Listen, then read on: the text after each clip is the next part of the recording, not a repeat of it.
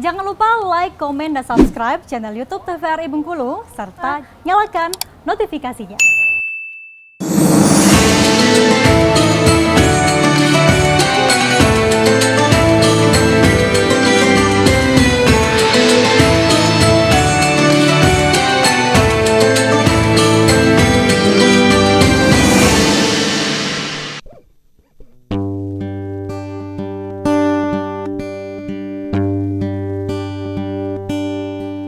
كل هذه الأرض ما تكفي مساحة لو نقسم السماء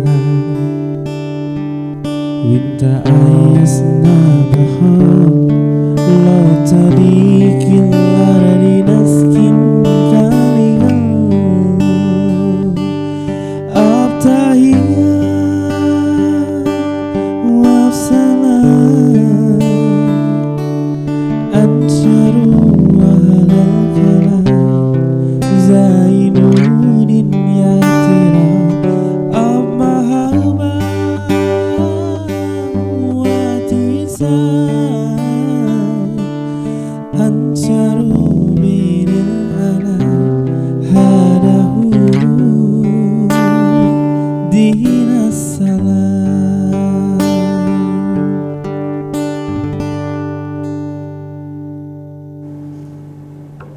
Oke, assalamualaikum warahmatullahi wabarakatuh.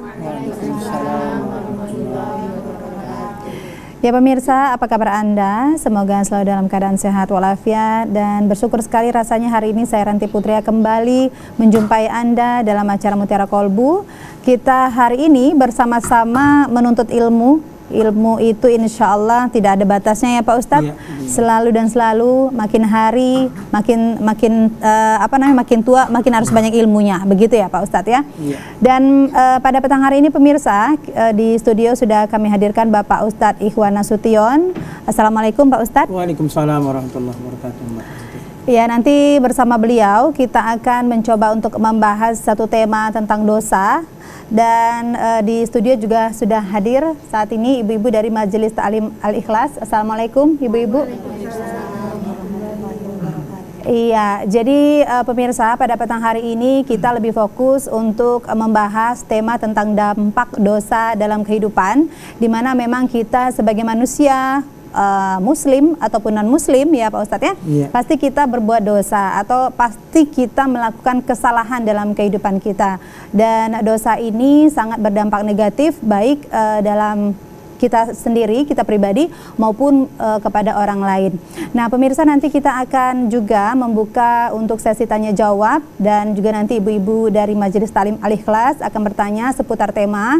Tapi sebelum itu kita akan memberikan kesempatan terlebih dahulu kepada Bapak Ustadz untuk tausiah seputar tema kita hari ini. Kemudian baru nanti ke sesi tanya jawab. Silakan Pak Ustadz. Baik, terima kasih Mbak Ranti. Bismillahirrahmanirrahim. Assalamualaikum warahmatullahi wabarakatuh. Waalaikumsalam warahmatullahi wabarakatuh.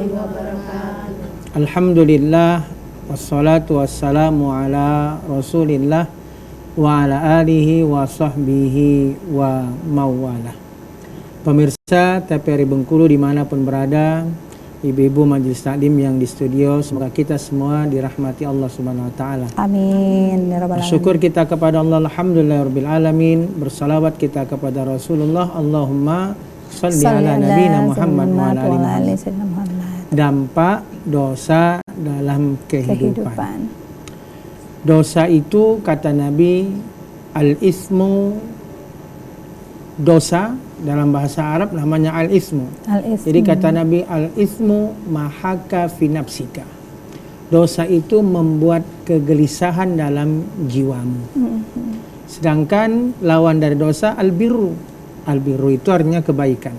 Al-birru tuma'ninah. Berbuat kebaikan itu akan mendatangkan ketenangan. Jadi dosa itu akan membuat kita gelisah. Sementara kebaikan itu akan membuat ketenangan, dan itu hadis. Ya.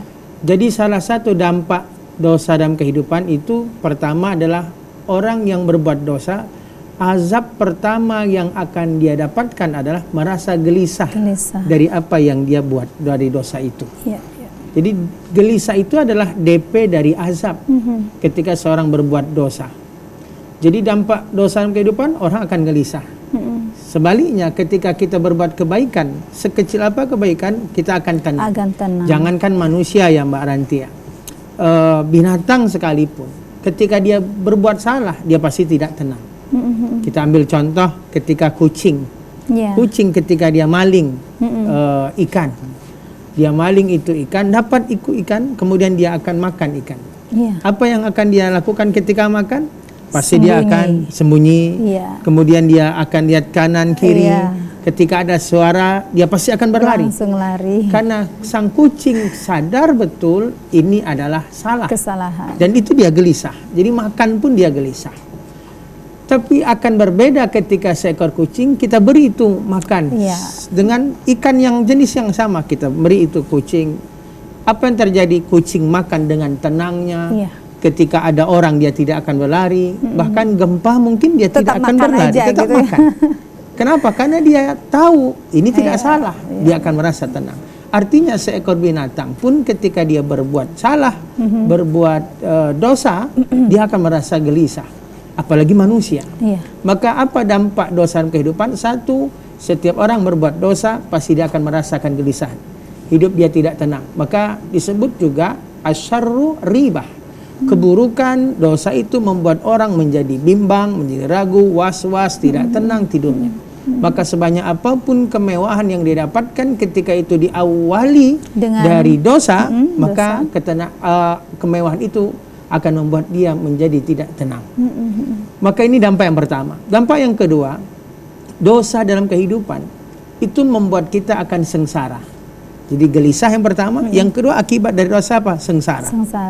Kita ambil contoh, dan itu kisah nyata. Nabi kita, Nabi Adam alaihissalam beserta ibunda Hawa. Mereka tinggal di sorga. Apa kurangnya sorga? Yang disebut dalam hadits qudsi bahwa sorga itu mala ainun ra'at, yang tidak pernah terlihat oleh mata, saking nikmatnya itu sorga. Wala uzunun samiat, dan tidak pernah terdengar dengan telinga betapa nikmatnya sorga. Saking nikmatnya.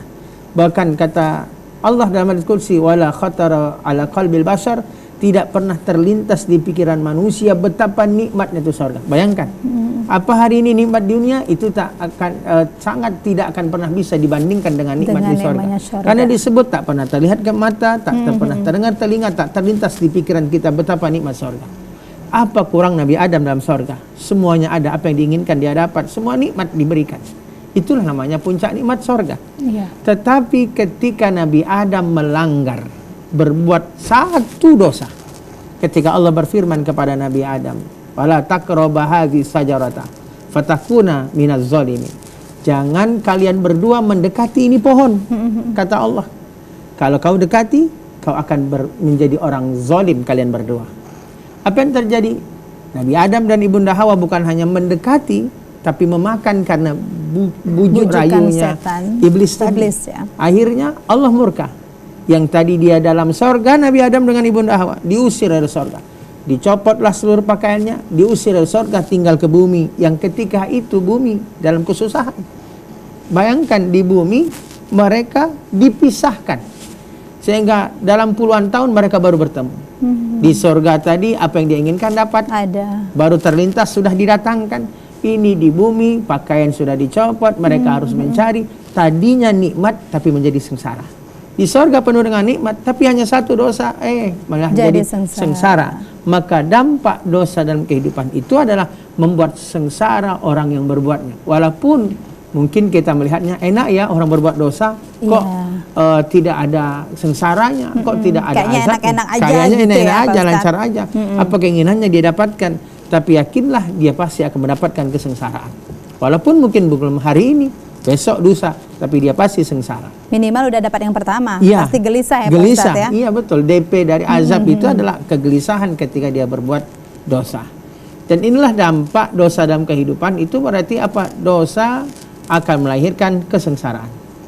Tetapi Nabi Adam dipastikan akan dijamin lagi ke sorga. Kenapa? Karena Nabi Adam sadar dia berdosa. Sehingga Nabi Adam pun bertaubat. Kita bandingkanlah Nabi Adam dengan iblis. Iblis dengan Nabi Adam sama-sama dulu di sorga dengan penuh kenikmatan. Sama-sama menyembah Allah dalam sorga, sama-sama bertasbih memuji Allah, sama-sama diusir dari sorga, sama-sama punya satu dosa walaupun dosa yang berbeda. Tapi Nabi Adam dijamin Allah masuk sorga, lagi dijaminkan Allah masuk sorga. Kenapa? Karena Nabi Adam sadar dia berdosa. Maka Nabi Adam bertobat dengan istighfar Nabi Adam mengakui, Rabbana zalamna anfusana wa illam taghfir lana wa tarhamna lanakunanna minal khasirin. Ya Allah, kami telah zalim. Kami berdosa ya Allah. Kalau bukan ampunanmu dan rahmatmu, sungguh kami termasuk orang-orang yang merugi. Maka Nabi Adam sadar dia bersalah, bertobat, kemudian dijaminkan lagi oleh Allah dia akan masuk surga.